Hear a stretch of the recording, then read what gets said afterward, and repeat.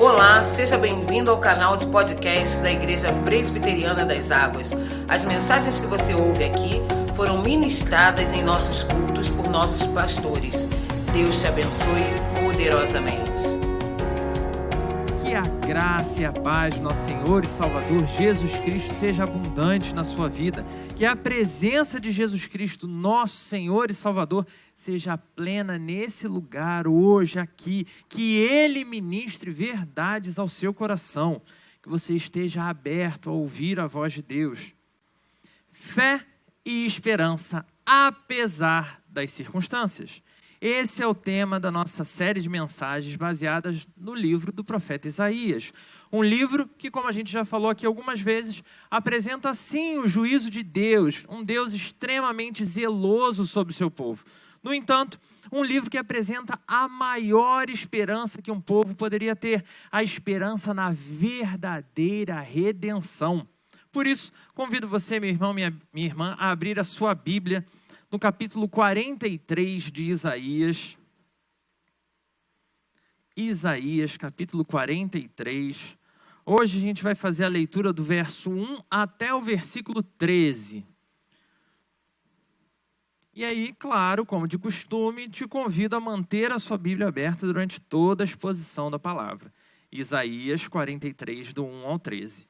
Diz assim a palavra do Senhor: Mas agora, assim diz o Senhor, que te criou, ó Jacó, e que te formou, ó Israel. Não temas, porque eu te remi. Chamei-te pelo teu nome, tu és meu. Quando passares pelas águas, eu serei contigo. Quando pelos rios, eles não te submergirão. Quando passares pelo fogo, não te queimarás, nem a chama arderá em ti. Porque eu sou o Senhor, teu Deus, o Santo de Israel, o teu Salvador. Dei o Egito por teu resgate, e a Etiópia e Sebá por ti. Visto que foste preciosos aos meus olhos, digno de honra, e eu te amei. Darei homens por ti e os povos pela tua vida. Não temas, porque sou contigo. Trarei a tua descendência desde o Oriente e o ajuntarei desde o Ocidente. Direi ao norte, entrega, e ao sul, não retenhas. Trazei meus filhos de longe e minhas filhas das extremidades da terra.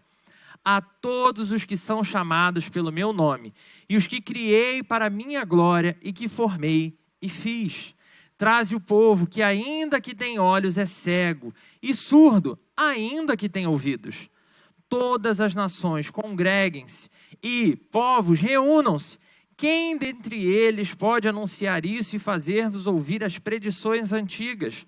Apresentem as suas testemunhas e por elas se justifiquem, para que se ouça e se diga que é verdade. Vós sois as minhas testemunhas, diz o Senhor, o meu servo a quem escolhi, para que o saibais e me creiais e entendais que sou eu mesmo, e que antes de mim, Deus nenhum se formou, e depois de mim, nenhum haverá. Eu sou o Senhor, e fora de mim não há Salvador. Eu anunciei salvação, realizei-a e a fiz ouvir. Deus estranho não houve entre vós, pois vós sois as minhas testemunhas, diz o Senhor. Eu sou Deus. Ainda antes que houvesse dia, eu era. E nenhum há que possa livrar alguém das minhas mãos. Agindo eu, quem o impedirá? Como temos apresentado ao longo dessa série de mensagens, o panorama do povo de Deus nesse período era aquele panorama caótico. É quase como se essa fosse a realidade de Israel. Israel, em pouquíssimos momentos, esteve na crista da onda, vivendo o melhor momento. O reino de Israel tinha sido completamente destruído pelo Império Assírio, que pouco tempo depois foi igualmente invadido, destruído e dominado pelo Império Babilônico. Império Babilônico esse, que também invade e domina o reino de Judá, ou seja, não tem mais povo de Deus sem ter sido invadido, sem ter sido dominado. Agora, todo o povo de Deus era um povo sem templo para adorar ao seu Deus, sem um lugar específico para render sacrifícios. Tinham se tornado um povo sem terra, na melhor da expressão, vivendo como forasteiro em meio a um povo de pessoas pagãs de todos os tipos e todos os credos, na terra da Babilônia. E com o passar dos anos, mais e mais se tornava parecido com o povo babilônico. Afinal de contas, aquilo vai entrando na cabeça, vai entrando no coração. Apesar deles manterem aquela boa e velha religiosidade padrão, intacta inclusive, mantendo os dias e todas as ordens que tinham sido ministradas, eles já faziam todas essas coisas como uma mera repetição, como parte de uma rotina, sem que isso afetasse as suas vidas, sem que isso afetasse os seus corações. Mas, como também já falamos aqui, baseados em outros trechos desse livro de Isaías, nada que esse povo fazia nesse período agradava o Senhor. Nem antes de ser invadido, nem durante o processo de invasão, nem depois de invadido, parece que esse povo tinha aprendido a lição. A religiosidade era aquela repetição diária, cumprida. Seus corações não conheciam mais o que era quebrantamento, não se via mais o agir do Senhor através da vida das pessoas. Vidas não eram mais transformadas. Mas os poderes mundiais, sim, esses continuavam sendo transformados quase que ali, ano após ano, a coisa fervilhava e as guerras aconteciam. E assim como aconteceu com a Síria, a seu tempo, Babilônia também sucumbiu, também foi derrotada. Um novo império dominaria toda aquela região, o famoso Império Persa, do qual a gente até já leu alguns textos aqui mais à frente. Perceba que estamos falando de poderes mundiais, então a gente está falando de potência agora. E nesse quesito, não sei se você percebeu, o povo de Deus está muito longe de participar de qualquer G, seja G1, 2, 3, 7, de influência mundial. Era um povo mundialmente insignificante. Ninguém ligava para o povo de Israel. E os poderes do mundo estavam ali, sendo trocados de mão entre os poderosos e em vários conflitos. E ainda assim, esse povo continuava sendo um povo se sentindo, um povo arrogante, um povo presunçoso, achando que ele era especial só pelo que Deus tinha feito por ele, como se ele não tivesse que ter nenhum compromisso com esse Deus. E aqui, meu irmão, eu preciso dar aquela cutucada já em você, porque afinal de contas, como um bom e velho brasileiro, nós achamos, e eu ouço isso o tempo inteiro, não, porque brasileiro dá sempre um jeitinho, brasileiro se adapta em qualquer lugar do mundo, né? Em qualquer lugar que o brasileiro chega, se é frio, se é quente, não importa, ele consegue se adaptar.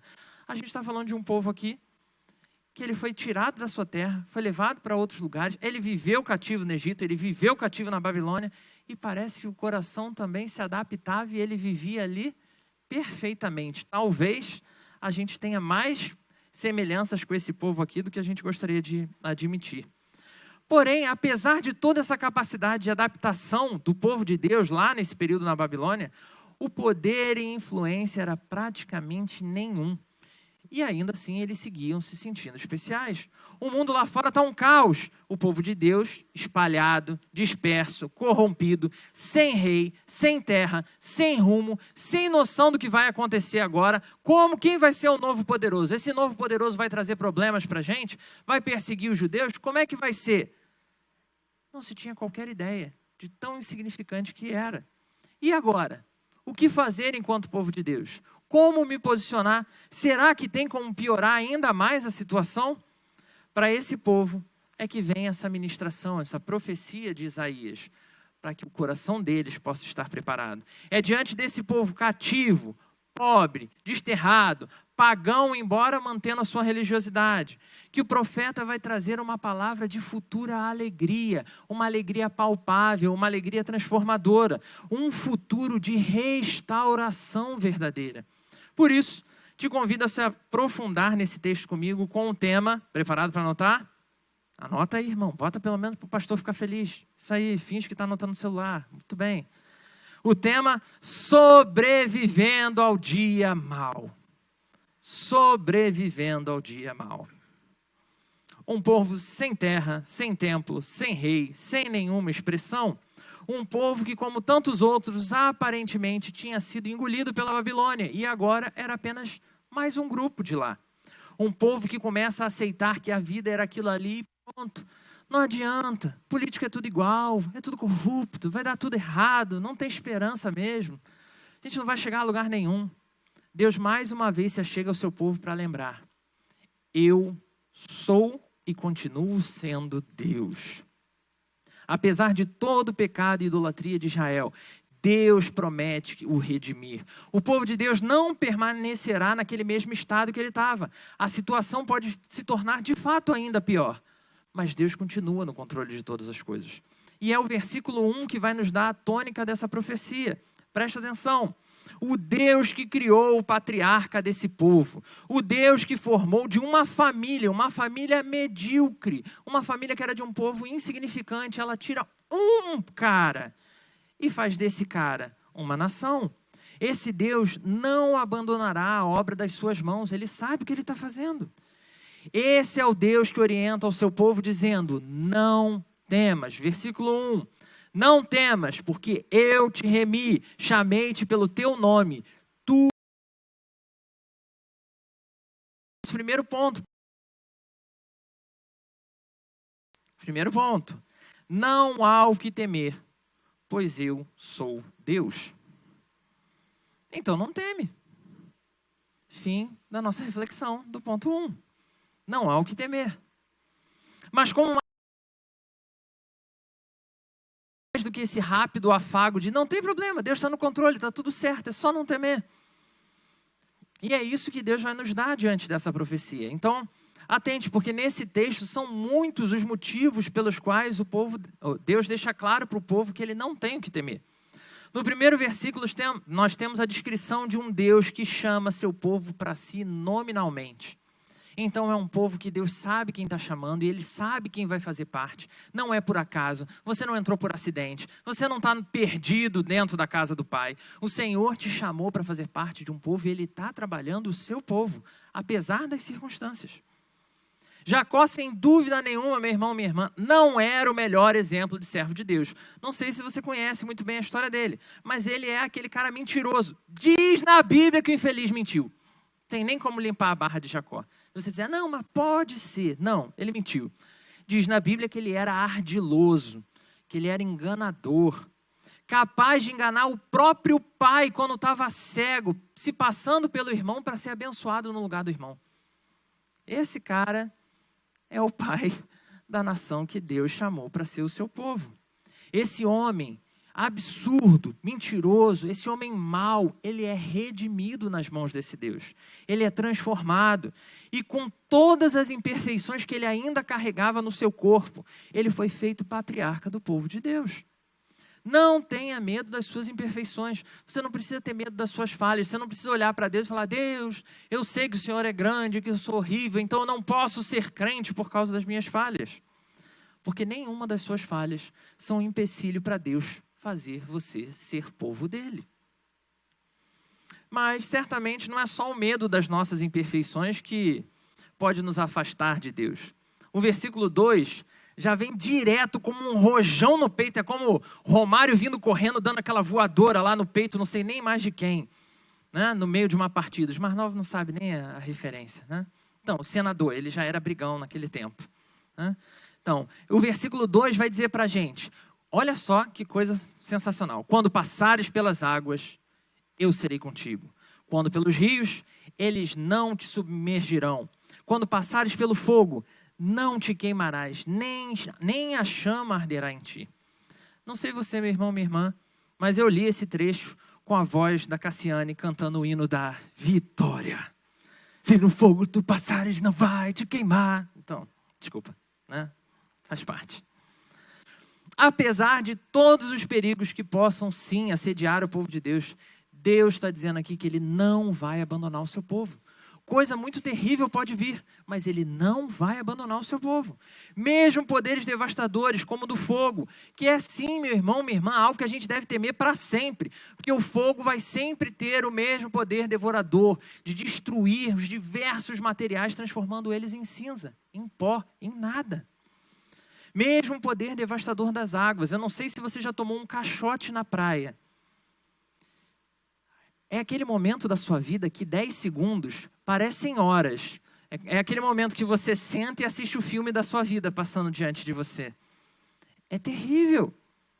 Nada que possa nos matar, nada que possa nos destruir, deveria nos colocar medo, porque nós somos povo de Deus.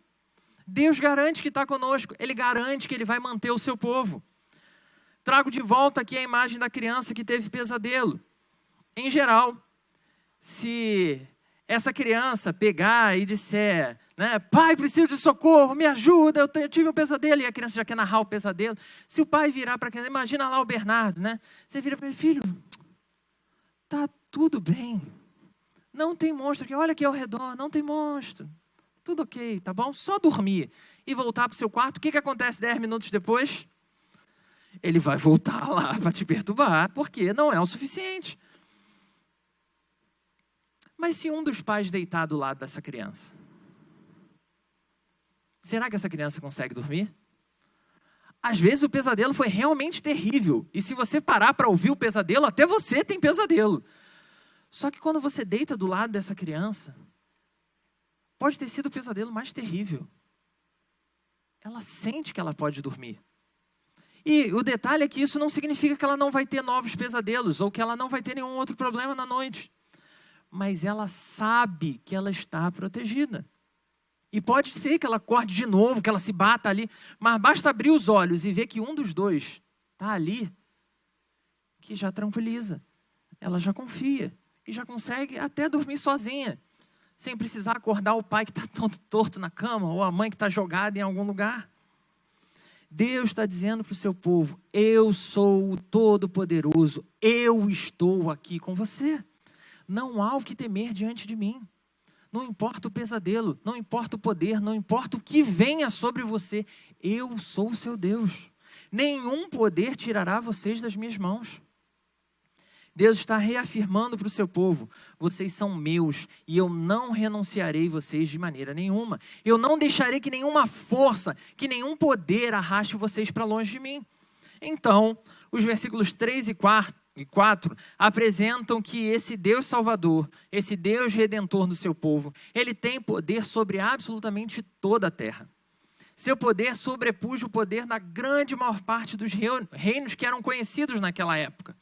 Pois ele promete que para resgatar o seu povo, ele seria capaz de entregar outros poderosos impérios da terra. É o que a gente viu aí. Aqui, irmãos, é super relevante observarmos a geografia de Israel naquele momento. A gente entender quem são os povos que estão ali ao redor. Porque existiam muitas nações muito poderosas pertinho de Israel. E Deus preservou o seu povo em todos os momentos da história pelos mais diversos dominadores. Mesmo quando tais impérios conquistaram e dominaram toda a região. Mesmo quando Israel estava assim como um estado vassalo, Deus seguiu guardando o seu povo. Agora, Deus cita que até mesmo as nações mais distantes, porque quando você olha a geografia, você vê que o Egito está bem mais ao sul, e essa outra região que é citada aqui é uma região, Sebá, né? É uma região ainda mais ao sul, seria a Etiópia daquele tempo. Ainda esses poderosos reinos de muito longe seriam entregues para pagar o preço de Israel, porque Israel era o povo de Deus. Eu, o Senhor, Síria, nem a Babilônia, não a Pérsia, Egito ou qualquer outra nação. Assim como hoje, irmãos, não é os Estados Unidos que garante que o povo de Deus permaneça sendo cristão.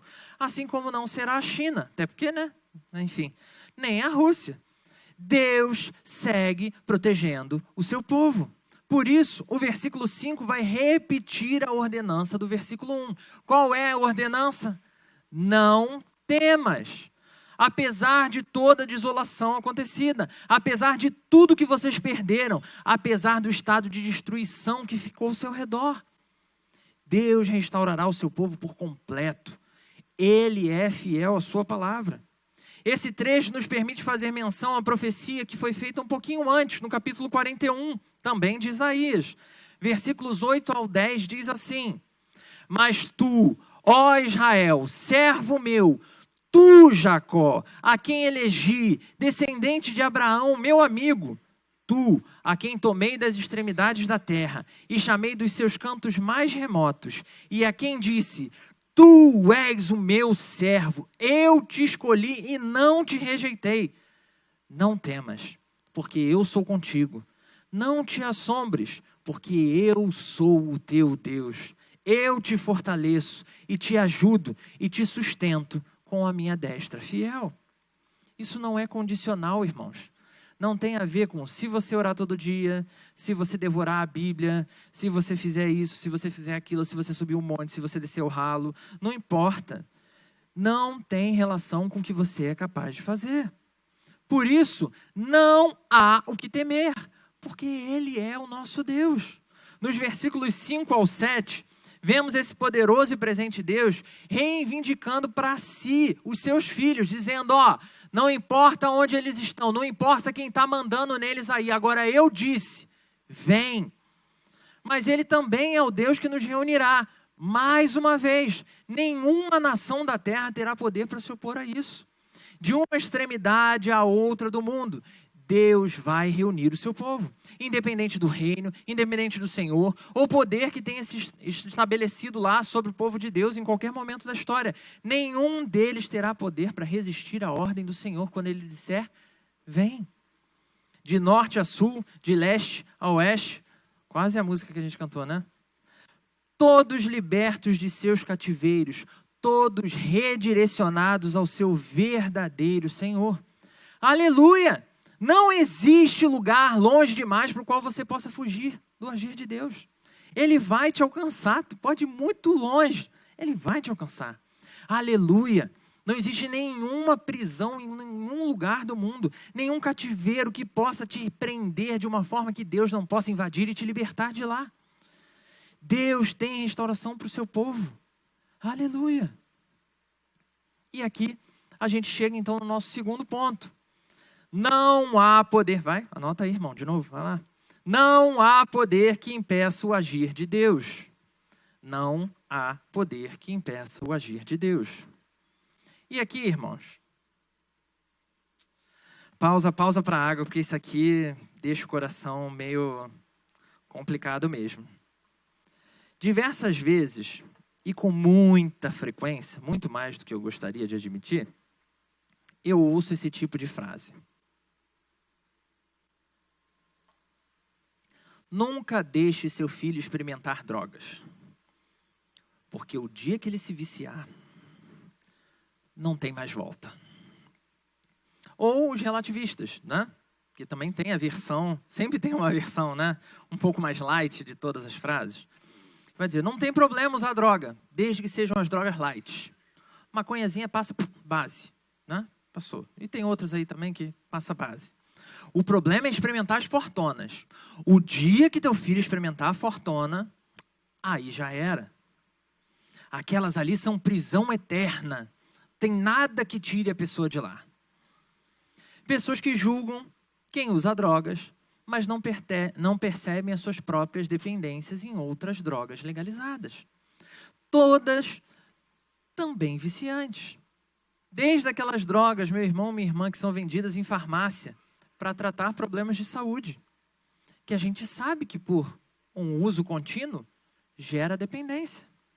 Como também aquelas que são vendidas em mercado, como álcool, chocolate e tantas outras coisas. Agora eu vou falar uma que dói no meu coração. Ou café. Seja ainda, meu irmão, minha irmã, dessas maravilhosas e brilhantes telas de computadores e smartphones que a gente usa diariamente, numa quantidade de horas absurda. Somos uma sociedade de viciados e estamos sempre dispostos a dizer que vícios são realmente aceitáveis para mim, que vícios são realmente trabalháveis por Deus e que a gente consegue ser igreja vivendo com esses vícios e que vícios são imperdoáveis e que Deus não vai agir naquela vida. Definimos que alguns vícios chegam a ser irreparáveis e que nem mesmo Deus tem poder para tirar a pessoa de lá. Olha o nível do absurdo que a coisa chega. mentira do inferno que entra no nosso coração, que convence a nossa mente, que infelizmente a gente segue repetindo por aí. Não há poder que impeça o agir de Deus. Não importa o que você pensa. Não importa quantas pessoas você conheceu que foram viciados em tal coisa e nunca se libertaram. Deus tem poder para libertar. Essa mesma convicção foi a que preencheu o coração do apóstolo Paulo, quando ele escreveu a carta lá aos nossos irmãos em Romanos, capítulo 8, versículo 35 ao 39. Acompanha comigo brevemente. Ele diz: quem nos separará do amor de Cristo? Será tribulação, ou angústia, ou perseguição, ou fome, ou nudez, ou perigo, ou espada? Como está escrito: por amor de ti, somos entregues à morte o dia todo. Fomos considerados como ovelhas para o matadouro. Em todas essas coisas, porém, somos mais que vencedores por meio daquele que nos amou. Porque eu estou bem certo de que nem a morte, nem a vida, nem os anjos, nem os principados, nem as coisas do presente, nem do porvir, nem os poderes, nem a altura, nem a profundidade, nem qualquer outra criatura poderá separar-nos do amor de Deus que está em Cristo Jesus, nosso Senhor. Ninguém, meu irmão, nenhum poder, nenhum vício, nenhum pecado, nem o diabo, nem nada. Não há poder que impeça o agir de Deus. Sem dúvida nenhuma, eu sei que você já percebeu que essas são duas informações extremamente preciosas para a gente lembrar durante um dia mau. Primeiro, que embora o dia esteja mal, que embora todas as coisas estejam terríveis, não há o que temer, porque Deus continua sendo Deus. E Ele está conosco diariamente cuidando de nós. Aleluia por isso. Não há poder que impeça o agir de Deus. Nada nem ninguém poderá impedir o agir de Deus na minha vida. Aleluia, maravilhoso. Nem mesmo você consegue interromper esse agir. Então, chegamos no nosso versículo 8. Mais uma vez, Deus nos lembra das nossas limitações enquanto povo de Deus. Ele diz o seguinte: traze o povo que, ainda que tem olhos, é cego, e surdo, ainda que tem ouvidos. Meus irmãos, quando eu comecei a estudar esse texto, eu automaticamente lembrei dos meus pais, especificamente da minha mãe. Beijo para você, mãe. Deus te abençoe. Sabe aquele momento em que você está tomando seu café da manhã, e aí você abriu o seu pãozinho, e você não achou a manteiga? E aí você vai e grita: mãe, aonde está a manteiga? Aí ela diz: está em tal lugar. Aí você vai lá, olha, e diz: mãe, eu não estou achando. Você já vivenciou algo parecido com isso? Infelizmente, né? Nossa. E aí vem aquela frase que, assim, pelo menos a minha leitura é de que pai e mãe adoram falar: se eu for e achar. Tudo que foi apresentado pelo profeta até aqui, o povo já sabia. Nada disso é novidade. Tudo estava ali, ok? Só que o povo ainda assim era incapaz de entender. Eles não tinham sido eles já tinham sido tomados por um tipo de anestesia que a gente tem falado aqui, que é uma anestesia extremamente comum, uma anestesia pecaminosa que vai tomando e relaxando a gente de forma que a gente não vai entendendo o que Deus está falando com a gente. Sabe aquele pecado que está ali pertinho de você, você sabe que é pecado, mas ele não é tão grave, ele não ofende ninguém, é só você, então você meio que já se acostumou com ele? Pois é. Essa é uma anestesia que vai cauterizando de fato a gente. E é no Salmo 115, nos versículos 3 ao 8, que a gente vai encontrar uma melhor descrição do que esse versículo 8 está dizendo para mim, está dizendo para você. Acompanha comigo, Salmo 115, versículos 3 ao 8. Para você ver como a palavra de Deus está toda amarradinha. Salmo 115, do 3 ao 8, diz: no céu está o nosso Deus, e tudo faz como lhe agrada. Prata e ouro são os ídolos deles, obra das mãos de homens.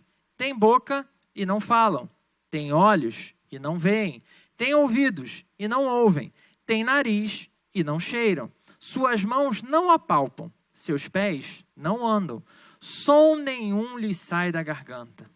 Tornem-se semelhantes a eles os que os fazem e quanto neles confiam. O povo de Deus tinha se cegado com novas idolatrias. Esse texto, mais do que provar a falta de poder dos ídolos, a falta de ação dos ídolos, ele tem por objetivo mostrar o quão parecido com os ídolos os idólatras vão se tornando ao longo da caminhada. Porque o fato de que as estátuas têm olhos, mas não veem, não era surpresa para ninguém. Ouvidos e não ouvem, têm pés e não andam, a não ser aquela estátua que tu põe ali, dorme, quando acorda ela está do outro lado. Aí, chama o pastor para ir lá na tua casa orar e destruir a estátua. Mas os idólatras são aqueles que têm olhos, mas se recusam a ver que estão vivendo em idolatria. Fingem que é um pecado razoável, porque seus olhos são apenas para o alvo da sua devoção. Eles estão apaixonados demais para identificar a idolatria. Eles têm ouvidos, mas se recusam a ouvir a voz da advertência dos seus irmãos, pois só conseguem focar naquilo que lhes interessa. Não importa se está certo ou errado, não é tão errado assim. Têm mãos, mas se apressam a saciar seus ídolos, oferecendo qualquer tipo de sacrifício que seja exigido, independente de quanto ele tenha que sacrificar nesse processo, o quanto ele tenha que abrir mão nesse processo, nada vai poder impedir. Ídolos são sim inertes, isso é um fato. Biblicamente falando, ídolos não têm poder e não vão agir. Mas os idólatras são esses do versículo 8. Que tendo olhos, decidiram ser cegos. Tendo ouvidos, decidiram ser surdos. Irmãos, a idolatria é o veneno que não só nos faz buscar coisas e pessoas, como nos faz buscar uma vida sem o poder de Deus, longe do poder de Deus. Mas a idolatria, ela ainda vem e escracha diante de nós o quanto nós também não temos poder. E o quanto desesperado a gente é para conseguir qualquer coisa. O versículo 8 nos anuncia que até mesmo os mais corrompidos e cheios de idolatria, até mesmo aqueles que já se perderam completamente, estão lá longeão de Deus, naquela religião mais obscura que você conseguir imaginar. Se eles forem povo de Deus, há esperança para eles. Até mesmo os piores exemplos de crentes que você já conheceu na sua vida. Pessoas que você olha e você jura que não são crentes. Todos serão completamente redimidos e restaurados se de fato forem povo de Deus. Independente do quanto você gosta dessas pessoas. E esse é o nosso terceiro ponto. Não há idolatria que impeça a sua restauração. Não há idolatria que impeça a sua restauração.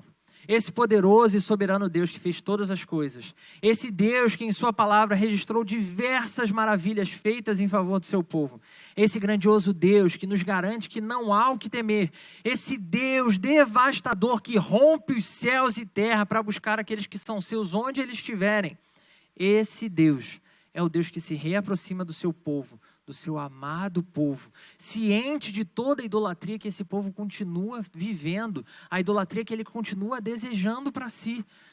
E mais uma vez habita no coração desse povo, transformando o coração desse povo. Esse é o Deus que se reaproxima de você nessa manhã, apesar de todas as idolatrias que você tem carregado, apesar de cada cegueira que você decidiu tomar para si, apesar de cada surdez que você admitiu. Esse Deus que nos lembra que não há idolatria que impeça a sua restauração. E aí eu lembro de outra música. Hoje ele te chama para renovar. Hoje, essa tá muito musical, né? Todos os textos a gente tem música para cantar. Hoje ele te chama para restaurar. Hoje ele te chama para dele derramar. O poder incomparável e ilimitado desse Deus vem em nossa direção nessa manhã, mais uma vez, para lançar por terra toda e qualquer idolatria, não pela sua força, não pelo seu desejo, mas pelo poder que existe no sangue de Jesus Cristo, nosso Senhor. E isso, meu irmão e minha irmã, é tanto em você quanto em mim. Tanto no que acabou de se converter, como naquele que já nasceu crente, aquele que viveu sua vida inteira no Evangelho. Isso, irmãos, é tanto em nós como em qualquer outra pessoa que ele queira chamar para ser seu povo, em qualquer momento, em qualquer condição. Seja da religião que for, seja do gênero que for, não importa que fez cirurgia, que ele fez uma cirurgia para virar um jacaré. Se tem uma pessoa ali, o Senhor pode restaurar aquele coração. Seja o ídolo que for, nada, ninguém, pois não há idolatria que impeça a restauração. Essa profecia do capítulo 43 de Isaías é uma palavra que tem sustentado a igreja ao longo de diversos períodos extremamente dolorosos. Períodos de perseguição, períodos de luta, períodos em que a igreja estava dividida, brigando entre si. Essa profecia tem renovado a fé, essa profecia tem enchido o coração de homens e mulheres de esperança, principalmente porque o dia mau continua vindo sobre nós, continua caindo na nossa cabeça. E por dia mau, eu quero que você pense que pode sim ser o seu dia hoje, porque afinal de contas é difícil a gente saber o momento exato que está todo mundo. Dia de sofrimento, dia de luto, dia de dor, dia em que o nó na garganta quase nos sufoca, que a gente não consegue mais nem beber água, de tão angustiado que a gente está. Dias em que parece que nenhuma fé vai ser forte o suficiente para manter a gente firme. Dias em que nenhuma esperança parece nos trazer a motivação necessária para passar mais um dia de pé.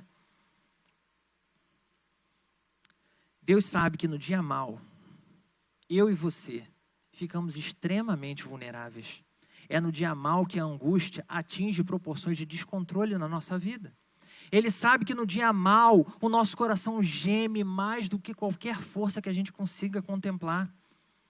Ele sabe a quantidade de vezes, irmãos, que desejamos não ter que dar mais nenhum suspiro. Simplesmente deitados, olhando para cima e falando, Deus, por amor de Jesus Cristo, me leva porque não dá mais, cansei. Ponto que, graças a Deus, tem registrado na sua palavra, que outros homens também passaram por esse mesmo sentimento. E a gente já estudou aqui trechos de profetas fiéis ao Senhor que fizeram grandes feitos dizendo, Senhor, tira a minha vida, chega, basta, não aguento mais. E é por isso que, além de todas essas evidências faladas até aqui, que não há o que temer, porque Ele é o nosso Deus, não há poder que impeça o agir de Deus, não há idolatria que impeça a restauração de ninguém, Ele ainda acrescenta uma quarta questão, que é extremamente importante, norteadora para todas as outras três. Não há outro Salvador para Israel. Os versículos 9 ao 13 foram uma espécie de unidade central desse capítulo 43 de Isaías. Pois até então ele vem descrevendo, primeiro, os feitos do Senhor, como Deus realmente pode ser identificado por todas as nações, que é um Deus vivo e poderoso, e que é o Deus de Israel e não de qualquer outro povo. Mas aqui Deus chama os ídolos, os idólatras e até o seu próprio povo para um momento de embate, frente a frente. E vai colocar toda e qualquer obra à prova. É a hora do vamos ver. Está falando que você tem outro Deus? Então vamos resolver isso agora. Quem é esse outro Deus? Acompanha comigo. Todas as nações, congreguem-se, ou seja, reúnam-se. Fiquem juntos, povos de toda a terra. Quem dentre eles pode anunciar isto e fazer-nos ouvir as predições antigas? Quem prova que falou e fez? Apresentem as suas testemunhas e por elas se justifiquem, para que se ouça e se diga, é verdade, realmente, foi seu Deus que fez isso. Vós, seu povo infeliz, povo de Israel, meu povo, mas que fica dando atenção a esses outros deuses da terra, vocês são as minhas testemunhas apesar disso, diz o Senhor, o meu servo a quem eu escolhi, apesar disso, para que o saibais e me creiais e entendais que eu sou eu mesmo, e que antes de mim Deus nenhum se formou, e depois de mim nenhum haverá. Deus está literalmente dizendo, venham e me provem que poder esses deuses que vocês têm adorado têm. Vocês já viram o meu agir, vocês conhecem a minha história. Prova que Ele é capaz de fazer como eu. Onde está a força desse seu Deus? Mostrem que profecias eles proferiram e cumpriram. Mostre onde eles estavam quando eu criei todas as coisas lá no início. Cadê os fiéis adoradores capazes de testemunhar os feitos desses tão poderosos ídolos? Cadê? Perceba que os versículos 9 e 10 não têm nenhum intuito de livrar a barra dos idólatras que fazem parte do povo de Deus. Não é só dos idólatras lá de fora, não. tá? É dos idólatras também do povo. Deus está aqui, meu irmão, minha irmã, olhando nos seus olhos e te chamando para esse embate. Ele quer ter uma conversa séria com você, porque você é povo de Deus. Ele pergunta olhando para você e ele quer ouvir de você, apesar de conhecer o seu coração. Cadê os feitos do seu ídolo? Cadê a alegria que ele te prometeu? Cadê? Cadê o cumprimento dessas promessas? Percebe quem eles são? Percebe que eles não são Deus? Você então sabe quem é o seu Deus? Agora atente para o que Deus, depois desse embate, vem e acrescenta. Ele diz: e fora de mim não há salvação. Eu anunciei salvação, realizei-a e a fiz ouvir. Deus estranho não houve entre vós, pois vós sois as minhas testemunhas, diz o Senhor. Eu sou Deus. Meu irmão, minha irmã, nessa manhã, você ouviu a poderosa palavra de Deus sendo proferida aqui diante de você. Palavra de renovação, palavra de fé, palavra de esperança, palavra de promessa de restauração, independente do estado que você realmente esteja vivendo. Palavra que nos lembram o compromisso de Deus, que supera absolutamente o de todo e qualquer ídolo, de todo e qualquer desejo do seu coração. Dizendo que não há alegria verdadeira longe do Senhor. Não há vitória que seja suficiente. Não há realização que traga satisfação plena. Não há segurança que seja inabalável longe do Senhor. Não há nenhuma dessas coisas longe de Deus. Por quê? Porque não há outro Salvador para Israel. E aqui cabe a gente destacar que o povo de Deus tinha um nome bem claro no Antigo Testamento. Nenhum povo da terra questionava quem era esse Deus, porque esse Deus era o Deus de Israel. Esse povo era conhecido assim, e esse Deus também. Povo pequeno, povo fraco, mas que tinha vencido grande por causa desse Deus. Em diversos momentos da história, lemos sobre outros povos, inclusive reconhecendo o poder do Deus de Israel. Quando eles chegam lá em Jericó, na casa de Raabe, Raabe olha para os espias e fala: temos ouvido por toda a terra quem é o Deus de vocês e os grandes feitos do Deus de vocês. Mas a promessa de salvação de Israel só se tornou completa quando a gente chega no Novo Testamento. Pois lá, não só todas essas promessas encontraram verdadeiro significado, como também a gente finalmente conhece quem é esse Deus Salvador. Ele executa a salvação que tinha sido prometida.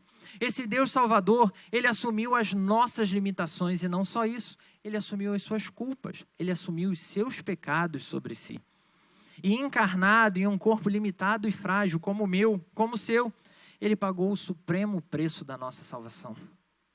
Qual de todos os seus ídolos até o dia de hoje esteve disposto a fazer isso por você? Qual deles seria capaz de oferecer a vida por você?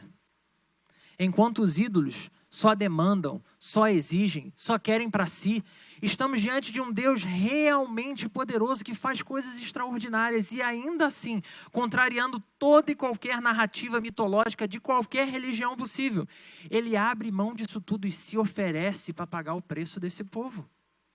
Povo que hoje, meu irmão, minha irmã, recebe um novo nome. Um nome não mais vivendo como uma unidade nacional, uma unidade limitada, mas um povo que entende, que se estende de norte a sul, de leste a oeste. Povo que recebe a única e verdadeira salvação. Povo reconhecido como Igreja do Senhor Jesus Cristo.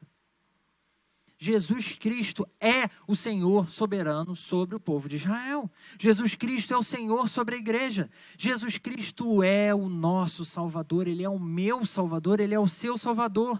Só nele existe verdadeira salvação, mesmo no dia mau, mesmo nos momentos mais terríveis. Jesus Cristo vem até nós, toma a nossa mão e como naquela imagem de novo da criança, Ele é esse Deus que, independente do surto, pesadelo e circunstância, Ele te abraça e você sabe que pode confiar que tudo ficará bem. Ele diz para você, você é meu, ninguém te tira daqui, não há o que temer. E ainda diz que sabe que tem poderes nessa terra. Ele sabe que você é frágil, que esses poderes dessa terra abalam você.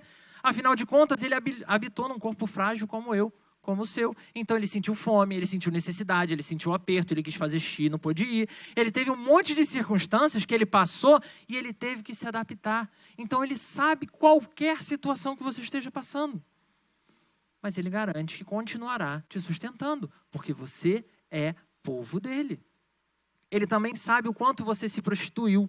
Ele sabe o quanto você se profanou, o quanto você adorou ídolos e, quiçá, ídolos que você ainda adora com extremo prazer, sem que ninguém saiba. Mas ele continua aqui, diante de você, te chamando à mesma conversa, dizendo, estou aqui, sei do seu pecado, e hoje te chamo para te perdoar e te restaurar para uma nova caminhada comigo. Tudo, absolutamente tudo que ele fez para me salvar, ele fez para te salvar. É possível sobreviver ao dia mau. Mas muito além disso, há salvação até mesmo nos piores dos piores dias maus. Porque Jesus Cristo, Salvador, está com você. E isso, meu irmão, minha irmã, é a certeza mais inabalável que tem sustentado homens ao longo da história, que sustentou homens em momentos dificílimos do Antigo Testamento, que sustentou os nossos irmãos apóstolos e os seus primeiros seguidores em tempos de perseguição. E isso é a certeza que tem movido homens e mulheres ao longo da história, ao ponto de eles serem questionados, queimados, torturados, e eles saberem que podem confiar, porque Jesus Cristo tem eles nos braços. Nos braços de quem você tem caminhado? Que nessa manhã você se lembre que o Senhor, soberano sobre todas as coisas, Ele é Senhor sobre o dia mau também. Que você se lembre que nesse Senhor, haja o que houver, e seja a dor que estiver afligindo o seu coração, nada disso impede o agir dele sobre você. Convido você a fechar os seus olhos. Vamos rogar que esse Senhor que veio ao nosso encontro, que nos trouxe essa palavra de esperança, nos dê no nosso coração a certeza que precisamos, a certeza que Jesus Cristo caminha conosco. Santo Deus, nós ouvimos a Tua voz, Senhor, e entendemos o quanto nosso coração tem se perdido no processo, Senhor. Muitas vezes nós somos muito mais babilônicos do que Teu povo. Mas nada disso, Pai. Nenhuma ação, nenhum desejo, nenhuma prova, nenhum mal nos leva para lugar distante demais que o Senhor não possa nos alcançar. Obrigado, Senhor, porque o Senhor não desiste de nós. Independente de quantas vezes caímos, independente de quantas vezes fomos nós os perversos, os maus, os opressores, o Senhor vem na nossa direção e nos perdoa.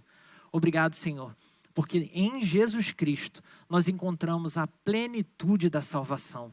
Te pedimos, Senhor, que essa salvação seja desfrutada por cada um de nós nessa manhã. Deus, que a salvação que vem de Jesus Cristo seja uma verdade tão absoluta no nosso coração, que a presença do Seu Santo Espírito traga paz, traga renovo, traga, Senhor, condição da gente realmente amar as pessoas ao nosso redor, apesar do que já vivemos. Que a gente seja capaz também de perdoar outras pessoas, Senhor. Que a gente, de verdade, seja capaz de ser um povo parecido com Deus que o Senhor é para nós. Assim nós te pedimos, Senhor, que o Senhor nos fortaleça e nos conduza até o dia final. Em nome de Jesus. Amém.